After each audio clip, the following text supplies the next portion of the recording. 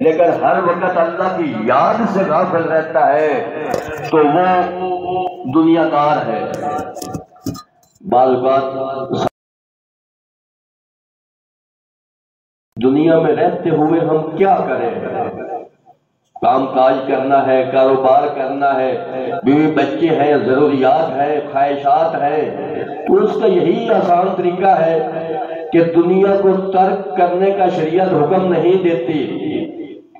شریعت کہتی ہے کہ دنیا میں رہتے ہوئے اللہ کے حکم کو مانو اور نبی کے طریقے پر چلو، آپ کامیاب ہوں گے۔ کتنا آسان طریقہ ہے۔ بعض اوقات سوال پیدا ہوتا ہے، غلام آدمی تو ملوں کا مالک ہے۔ حضرت علی رضی اللہ تعالیٰ عنہ سے کس نے پوچھا کہ دنیا کیا ہے؟ انہوں نے کہا کہ کل حلال حساب کل حرام عذاب، ہر حلال چیز کا حساب ہوگا اور ہر حرام چیز کا عذاب ہوگا۔ دنیا میں حلال چیزیں بھی استعمال کریں گے تو اس کا حساب دینا پڑے گا، حرام کریں گے تو عذاب بھگتنا پڑے گا۔ تو بندہ پھنس گیا، کدھر جائے؟ حلال میں بھی حساب ہے اور حرام میں عذاب ہے، تو بندہ کرے کیا؟ اس کا آسان طریقہ یہ ہے کہ کوئی بھی کام اگر آپ حلال کام کر رہے ہیں تو اس میں نیت کی اصلاح کر لیں کہ یا اللہ میں یہ کام تجھے راضی کرنے کے لیے کر رہا ہوں۔ اگر کاروبار کرنا ہے تو یہ نیت کر لے کہ یا اللہ میں کاروبار کر رہا ہوں، میں 100% کوشش کروں گا کہ حلال کاروبار کروں اور اس حلال کاروبار سے تیری مخلوق کو نفع پہنچاؤں گا، اپنے متعلقین، بیوی بچوں کو، رشتہ داروں کو، دوست احباب کو، ہمسایوں کو فائدہ پہنچاؤں گا۔ اگر تو آپ یہ نیت کر لیں گے تو اس کا آپ کو ثواب ملے گا۔ تو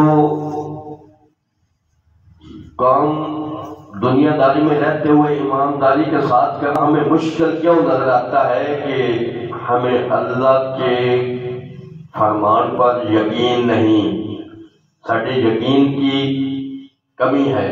اگر ہمارے یقین میں کمی نہ ہو تو اللہ تعالیٰ نے فرما دیا کہ میں رازق ہوں۔ آج سارا فساد رزق کے لیے ہے، پیسہ کمانے کے لیے ہے۔ اگر یقین ہو جائے کہ رزق میرے اللہ نے دینا ہے تو معاملہ ہی حل ہو جاتا ہے، اور یہ حقیقت ہے۔ جب انسان کا یقین پختہ ہو جاتا ہے تو رزق انسان کے تالے توڑ کر ملتا ہے۔ آپ اپنے دروازوں کو تالے لگا دیں لیکن آپ کا یقین اللہ کی ذات پر پختہ ہے تو آپ کے تالے ٹوٹ جائیں گے، جو نصیب میں ہے وہ مل کے رہے گا۔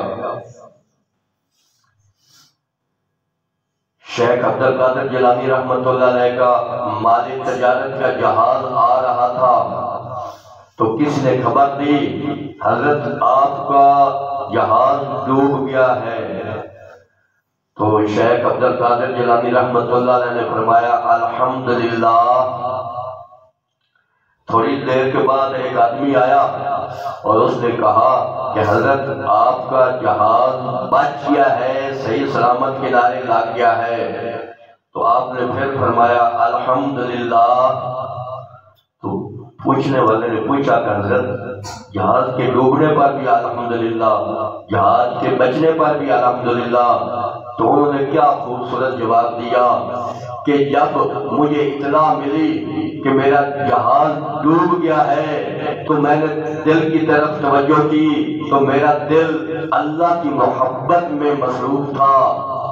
میرے دل پر کوئی نقصان کی افسوس یا کوئی اثر نہیں تھا، تو میں نے کہا الحمدللہ۔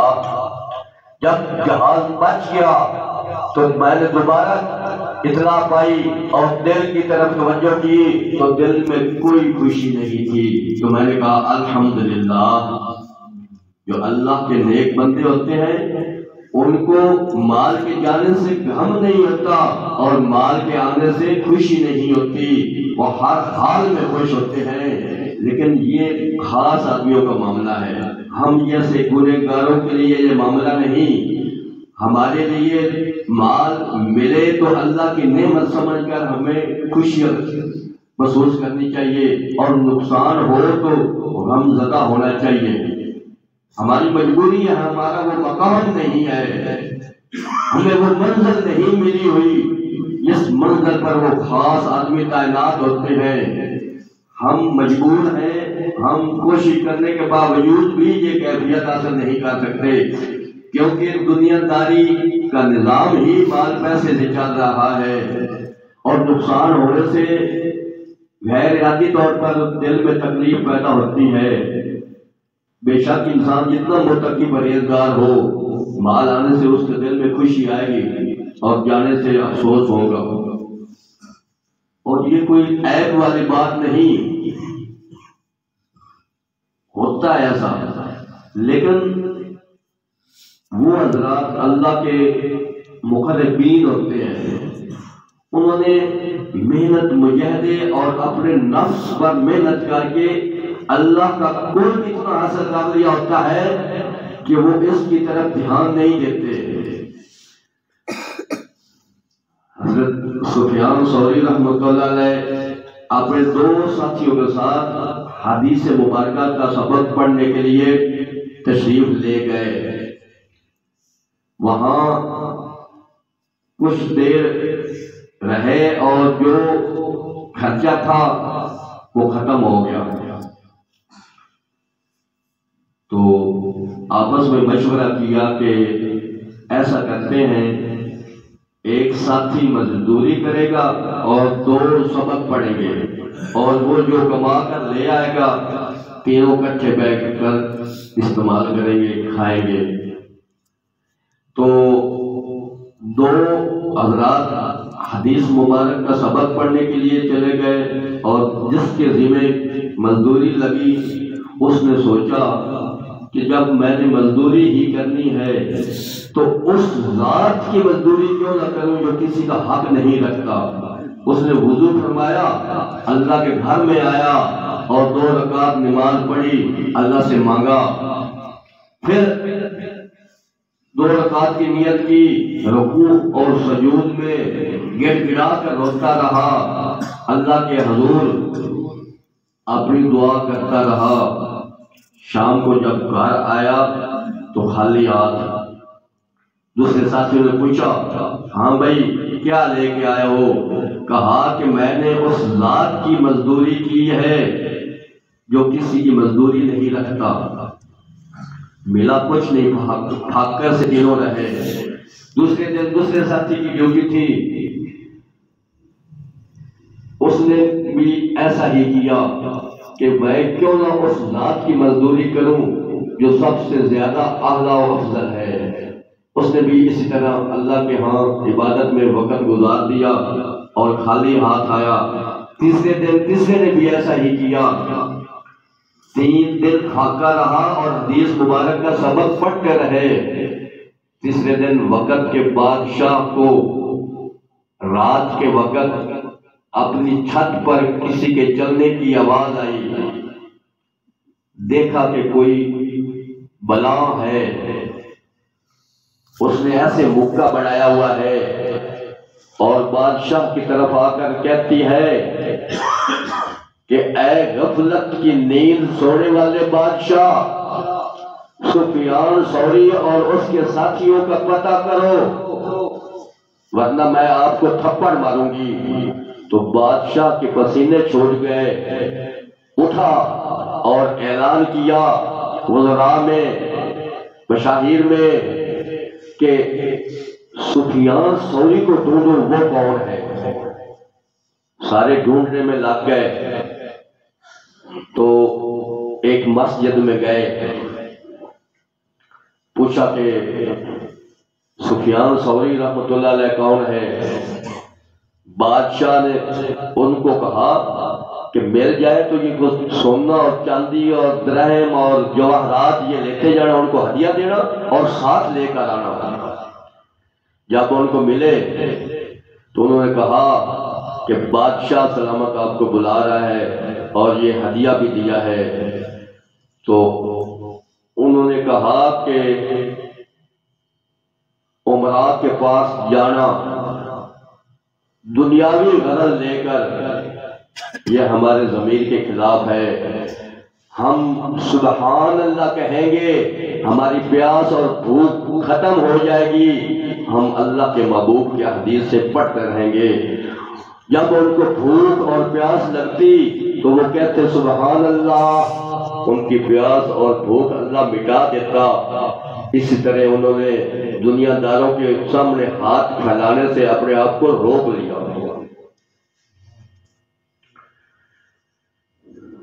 ہمارے سلسلہ عالیہ نقش بندیہ کے بزرگ مظہر جانے جانا رحمت اللہ علیہ، ان کو گورنر نے پیغام بھیجا کہ آپ کی خانقاہ ہے، آپ کے پاس جگہ تنگ ہے، تو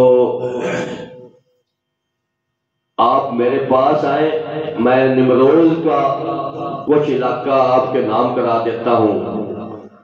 تو انہوں نے کہا کہ جس دن سے شب رات کی نیم شب کی بادشاہی ملی ہے، مجھے شمروز کے ٹکڑے کی کوئی ضرورت نہیں۔ وہ ٹکرا دیتے تھے، ان کے دل میں اللہ کی محبت تھی، دنیا کی محبت نہیں تھی۔ تو دنیا کی محبت انسان کو اس حد تک ہونی چاہیے کہ اس کی ضروریات تک، جس طرح کشتی پانی پر چلتی ہے اور پانی نیچے ہوتا ہے تو کشتی سفر کرتی ہے، جب پانی اندر داخل ہو جاتا ہے تو کشتی ڈوب جاتی ہے۔ یہی وجہ ہے کہ دنیا جیب تک ہونی چاہیے، ضروریات پوری ہوں گی، جب دل میں داخل ہوگی تو دل کی کشتی بھی ڈوب جائے گی۔ اس لیے دنیا کو دل میں داخل نہیں ہونے دینا چاہیے، دل میں اللہ ہی کی محبت ہونی چاہیے، اور اللہ کی محبت میں انسان کو وقت گزارنا چاہیے، کیونکہ اللہ تعالیٰ نے قرآن میں دنیا کی مذمت کی ہے۔ دنیا میں بھلائی کا جو ارادہ کرتا ہے، وہ جو کوشش کرتا ہے وہ آخرت کے لیے کرتا ہے، اور اس کی آخرت کی کوشش کی قدردانی کی جاتی ہے۔ جو آخرت کے لیے کوشش کرتا ہے یہ نہیں ہو سکتا کہ اس کی قدردانی نہ کی جائے۔ اللہ تعالیٰ کی ذات بڑے قدردان ہیں۔ جو انسان اللہ کی رضا کے لیے دنیا کو چھوڑتا ہے اور اللہ کی محبت حاصل کرتا ہے، اللہ اس کی قدردانی فرماتے ہیں، کبھی بھی ضائع نہیں ہونے دیتے۔ اس لیے دنیا میں رہتے ہوئے اللہ کے حکموں کی پابندی کرنی چاہیے۔ میرے بھائیوں، دنیا ایک بہت بڑا دھوکہ ہے۔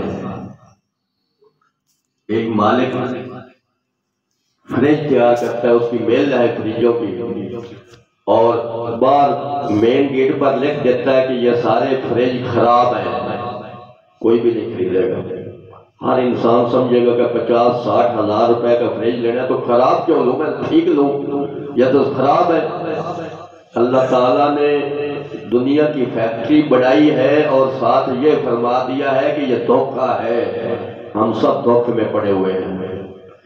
ادھر عقل مانتی ہے کہ نقصان ہو رہا ہے، ادھر اللہ خود فرما رہے ہیں کہ دنیا دھوکہ ہے، سب دھوکے میں پڑے ہوئے ہیں۔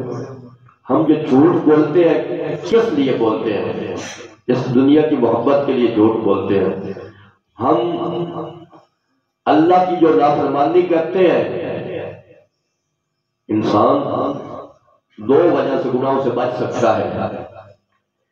ایک، اس کے دل میں اللہ کی عظمت ہو، اللہ کی بڑائی ہو، اللہ کی محبت ہو، اور دوسرا انسان کے دل میں اللہ کا خوف ہو۔ یہ دو کیفیات، اللہ کی محبت اور اللہ کا خوف، جس دل میں ہوگا وہ اللہ کی نافرمانی نہیں کرے گا۔ تو سوچ لیں کہ جو بھی آدمی اللہ کی نافرمانی کر کے زندگی گزار رہا ہے، نہ اس کے دل میں اللہ کی محبت ہے، نہ اس کے دل میں اللہ کا خوف ہے۔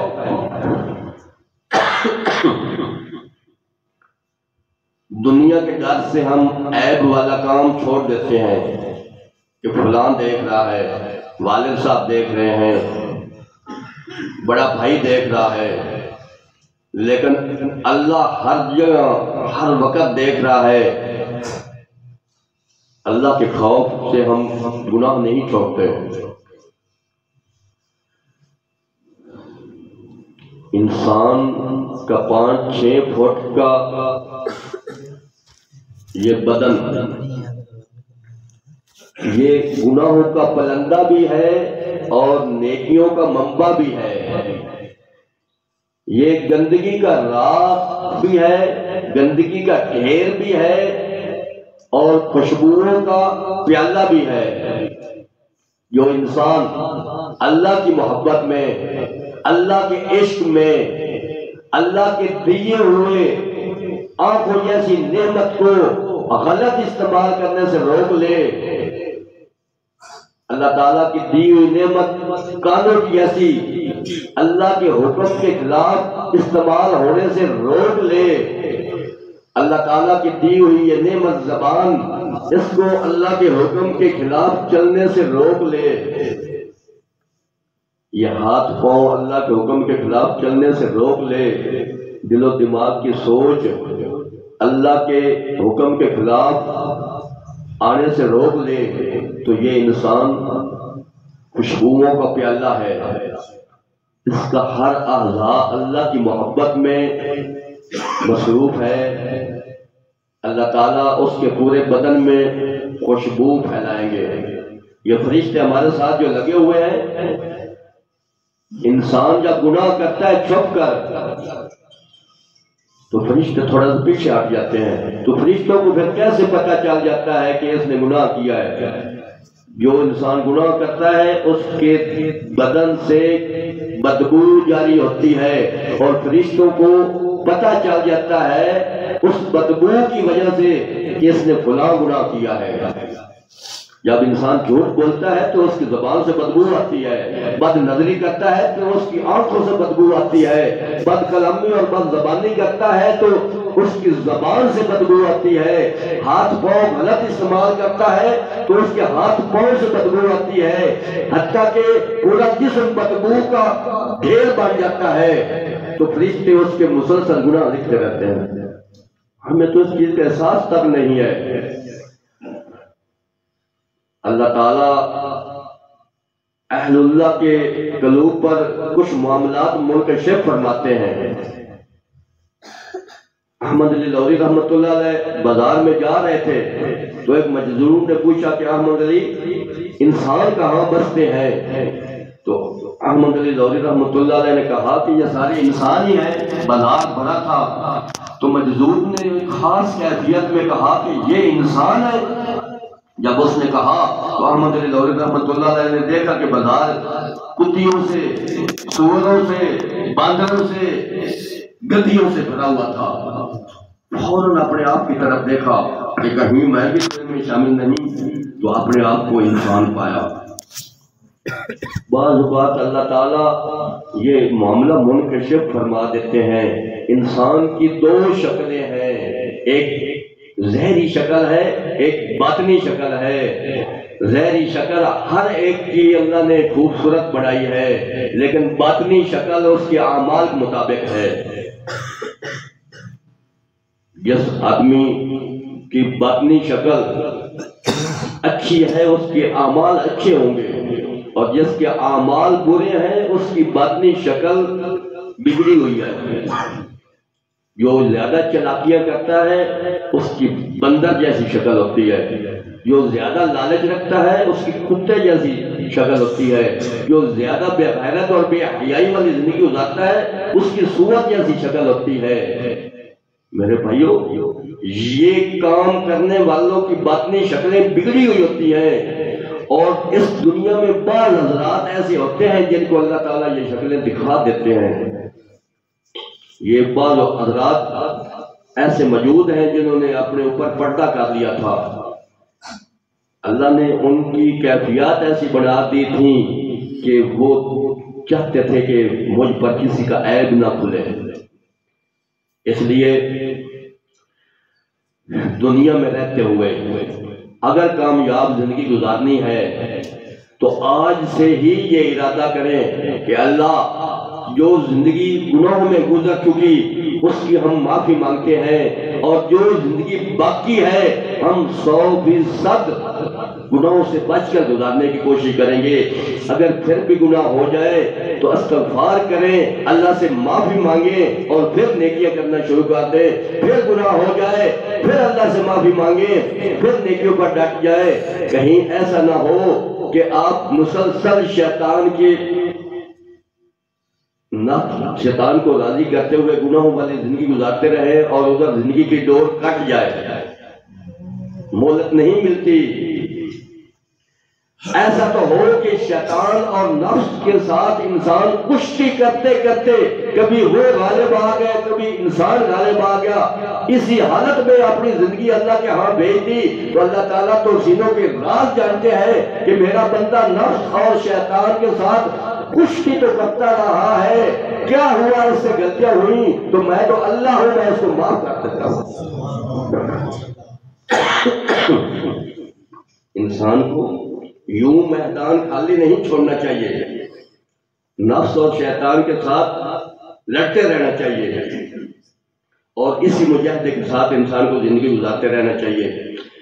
اللہ تعالیٰ سے دعا ہے کہ اللہ تعالیٰ ہمارا یہ مختصر سا وقت اپنے گھر میں بیٹھے ہوں قبول فرمائے، اور آئندہ زندگی گناہوں سے پاک صاف نصیب فرمائے، اور ہم تمام کے دلوں کو روشن فرمائے، اور ہم سب کا خاتمہ ایمان پر فرمائے، اور باقی زندگی اللہ کے حکموں کے مطابق گزارنے کی توفیق عطا فرمائے۔ وآخر دعوانا ان الحمد للہ رب العالمین۔